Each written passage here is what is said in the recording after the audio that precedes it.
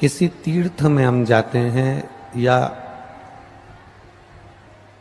कहीं हम घूमने के लिए जाते हैं या किसी तीर्थ में हम पहुंचते हैं या कहीं हम जा रहे होते हैं, तो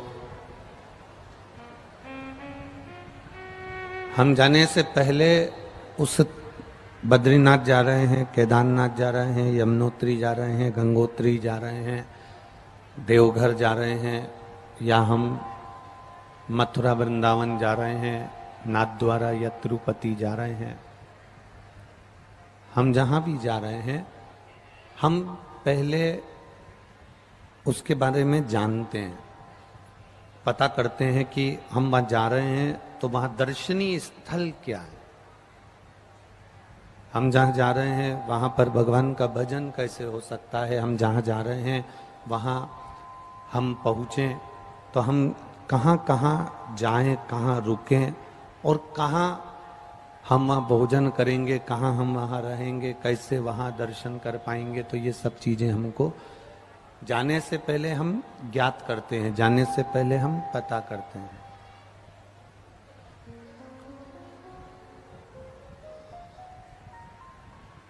जाने से पहले हम ये मालूम कर लेते हैं। अब जैसे हम कहीं जा रहे हैं, हम कहीं पहुंच रहे हैं, उससे पहले हम सब चीज़ों का अनुभव कर लेते हैं, सब चीज़ें जांच लेते हैं, सब चीज़ें पता कर लेते हैं। उसी तरह से शिव महापुराण की कथा कहती है कि जाने से पहले हम उस जगह को, उस स्थान को, उस तीर्थ को जांच लेते हैं। उसी तरह परमात्मा भी जब हमको यहाँ भेजता है, भगवान भी जब हमको यहाँ भेजता है, मृत्यु लोक में भेजता है, तब सब कुछ जांच कर भेजता है। आवाज नहीं जा रही पीछे बाबा। पंडालों में लोग धूप में 4-5 घंटे से इंतजार करते हैं, उनको अगर आवाज नहीं पहुंचे तो काहे के लिए आते हैं इतने लोग, जरा विचार करिएगा। 24 घंटे में केवल 3 घंटे साउंड का काम पड़ता है, उसको जरा सही सट व्यवस्था देखना चाहिए ना।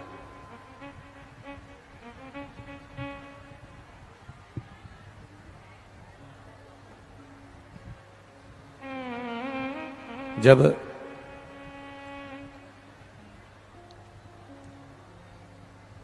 हम किसी तीर्थ में जाएं, हम किसी स्थान पर जाएं, हम किसी जगह पर जाएं, तो उसके बारे में हम पहले ज्ञात कर लेते हैं, मालूम कर लेते हैं।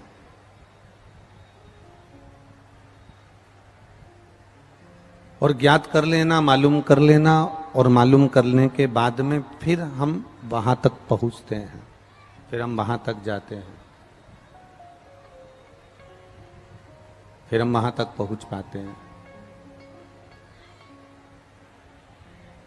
मेरा परमात्मा, मेरा भोलेनाथ, मेरा तरकालदर्शी, मेरा कैलाशी, मेरा अविनाशी, मेरा शिव, मेरा कुबेर भंडारी,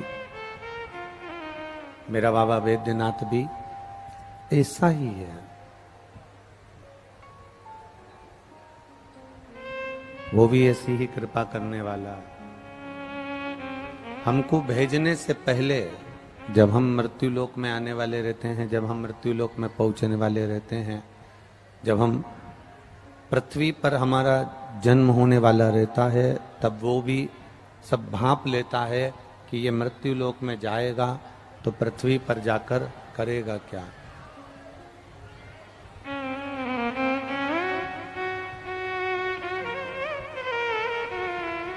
मृत्यु लोक में जाकर ये करेगा क्या, पृथ्वी पर जाकर ये करेगा क्या। वो परमात्मा भी भांपता है, वो परमात्मा भी देखता है।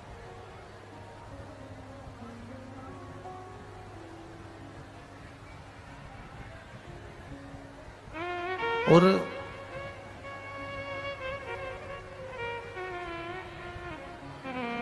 अगर वो परमात्मा हमको भेजने से पहले ये सब भांप रहा है, वो परमात्मा हमको भेजने से पहले ये सब कुछ देख रहा है, वो परमात्मा हमको भेजने से पहले ये सब कुछ जांच रहा है, तब उसने पृथ्वी पर हमको जन्म दिया है, तब उसने पृथ्वी पर हमको भेजा है।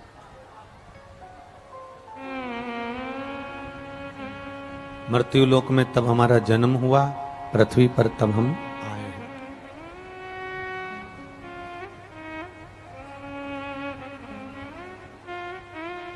जैसे एक पुलिया बनती है, बहुत ध्यान लगाकर जरा स्मरण करिएगा शिव महापुराण का, कि एक पुलिया बनती है। जैसे एक पुलिया का निर्माण होता है, एक पुलिया बनती है। एक पुलिया को जब बनाया जाता है, एक पुलिया का निर्माण किया जाता है, एक पुलिया को जब बनाया जाता है, तो पुलिया बनने पर अगर वो पुलिया बाढ़ आने पर, बारिश आने पर, पानी आने पर पानी में डूब जाती है,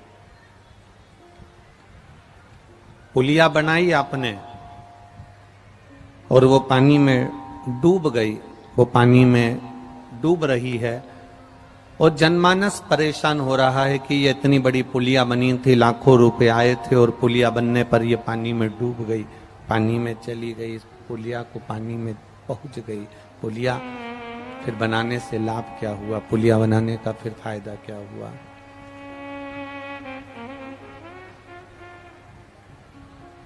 अब किसी ने पूछा कि तुमने ये पुलिया बनाई और ये पुलिया तो पानी में डूब गई, तुमने ये पुल बनाया और ये पुल तो पानी में डूब गया।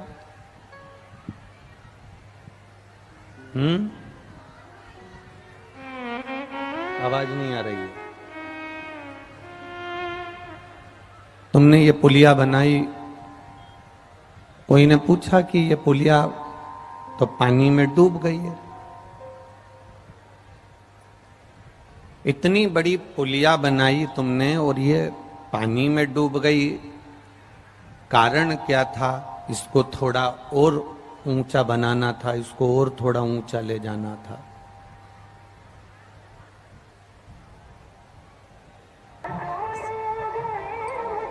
अटके तो दरिया मत बना, इसको और थोड़ा ऊंचा तक लेकर जाना थी। था। तुमने नीचे बना दी और वो बस पानी में डूब गई है, इतना नीचा कर दिया कि पानी में डूब रही है। क्या जिसने पुलिया का निर्माण करा उसने कहा कि हमने जितना हमारे पास में बजट था, जितना हमारे पास में पैसा था,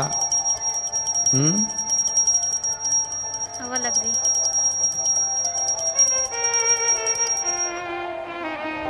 जितना हमारे पास में पैसा था, जितना हमारे पास में बजट था, टॉर्च बन ली मेरे फोन में। जितना हमारे पास में बजट था, जितना हमारे पास में पैसा था, हमने उस हिसाब से इस पुलिया का निर्माण किया है। जितना पैसा हाथ में आया उसके हिसाब से हमने पुलिया का निर्माण करा। फिर किसी ने कहा कि ये तो पानी में डूब गई, तुमने जो बनाया था, इतनी बड़ी पुलिया बनाई वो तो पानी में डूब गई, टॉर्च बन ली, वो बना ला, पानी में चली गई। ये तो तुम्हारे हाथ में पैसा कितना आया जो तुमने पुलिया बनाई? तो कहा जितना पैसा आया उस हिसाब से हमने ये पुलिया बना दी और ये पानी में डूब गई। अब जरा विचार करिएगा,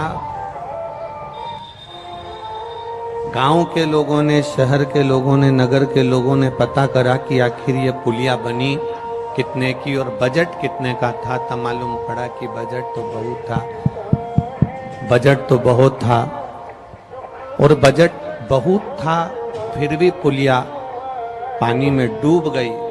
मतलब दोष बनाने वाले का है, बजट तो आया था पर वो पानी में अगर पुलिया डूब गई तो उसके लिए जवाबदार बनाने वाला है। उसी तरह भगवान ने हमको जन्म दिया 21,600 श्वास मेरे बाबा ने प्रतिदिन हमको दी है। 3.5 करोड़ रोम छिद्र मेरे बाबा ने हमको दिए हैं। पूरा शरीर अच्छा दिया है। पूरा बजट बनाकर भगवान ने पैदा किया। उसके बाद भी हम अगर इस शरीर को डुबो दिए, पूरा बजट परमात्मा ने देकर भेजा और उसके बाद भी हम अगर इस शरीर को डुबो दिए तो फिर इस शरीर की कोई मूलता नहीं, फिर इस शरीर की कोई महत्वता नहीं, इस शरीर की कोई मूलता, कोई महत्वता फिर इस शरीर की नहीं रही महाराज। उसने दिया 21,600 श्वास प्रतिदिन दी है उसने। 21,600 श्वास उसने प्रतिदिन प्रदान करी है। 3.5 करोड़ रोम छिद्र इस मनुष्य की देह को प्रदान किए हैं।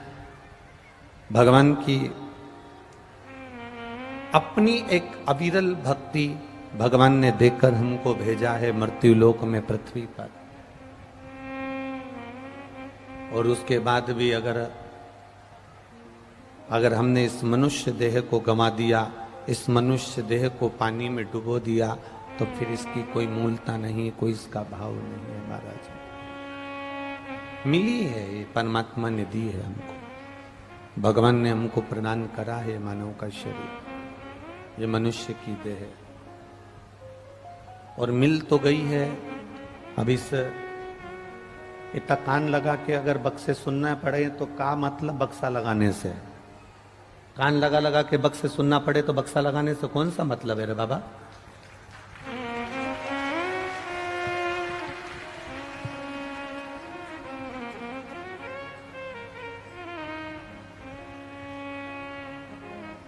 उस परमात्मा ने सारा बजट देकर, उस परमात्मा ने ये शरीर देकर 21,600 श्वास हमें प्रदान कर कर भेजा है। और जब इतना शरीर हमारा देकर भेजा, ये पावन शरीर हमको दिया है भगवत भजन करने के लिए, स्मरण करने के लिए। इस शरीर को हमने जाना नहीं और इसको गंवा दिया। इस शरीर को हमने पहचाना नहीं और इसको हमने पानी में डुबो दिया। ये बड़ी मुश्किल से मिला हुआ शरीर है, बड़ी मुश्किल से।